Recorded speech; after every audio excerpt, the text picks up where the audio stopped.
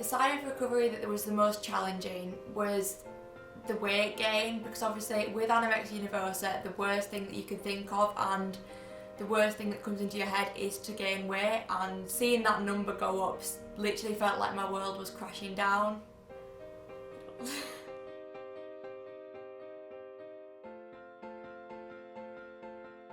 I started with anorexia nervosa when I was about 11 years old, and I've been recovered fully now for about 2 years. So I was probably in recovery for about 4 years with my weight like plateauing and going up and down. The disorder isn't as present in my everyday life anymore.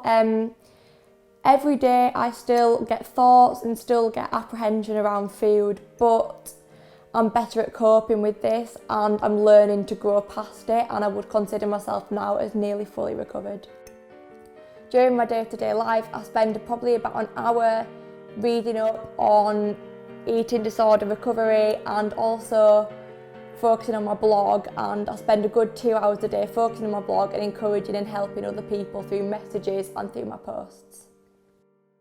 I create Minnie Mouse ears. They were always a motivator in recovery. I used to make them because I used to be on bed rest, and by making these ears, it gave me something to do and it gave me a purpose. I love making these ears as a distraction, but also as a reminder of how far I've come. Affecting my emotional state, it was very difficult because I felt helpless. I couldn't help her. I was unable to. I'd sit for 3 hours trying to get her to drink one mouthful of orange juice. I couldn't do it. I'd beg, I'd plead, I'd cry, I'd get angry, I'd try every coaxing, cajoling, everything.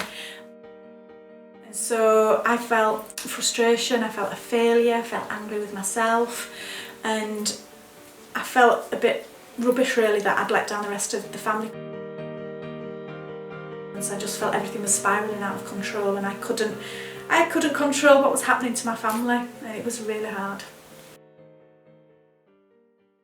Sometimes I feel kind of selfish saying it, but I was really scared and sad, and it is hard to watch your friend go through something like that, and you feel guilty because you don't really know what you can do to help them.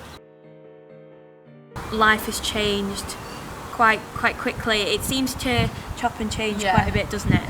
Since your recovery, I feel like it's once again we've started a whole new chapter. Obviously we're both going to be going off to university soon, so we'll see how that goes as well, but I think it's going to be really good. Yeah. I am going to stay away for uni. I am going to go live in halls because I think that is the first step to my independence and a first step into being my life as an independent person, independent of anorexia.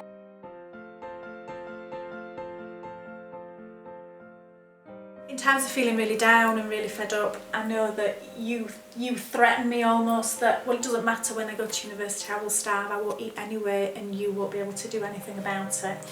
And I hear that a lot, and that is out of my control, and so my fear is that if there are family or friends or people out there who are suffering now, is don't suffer alone.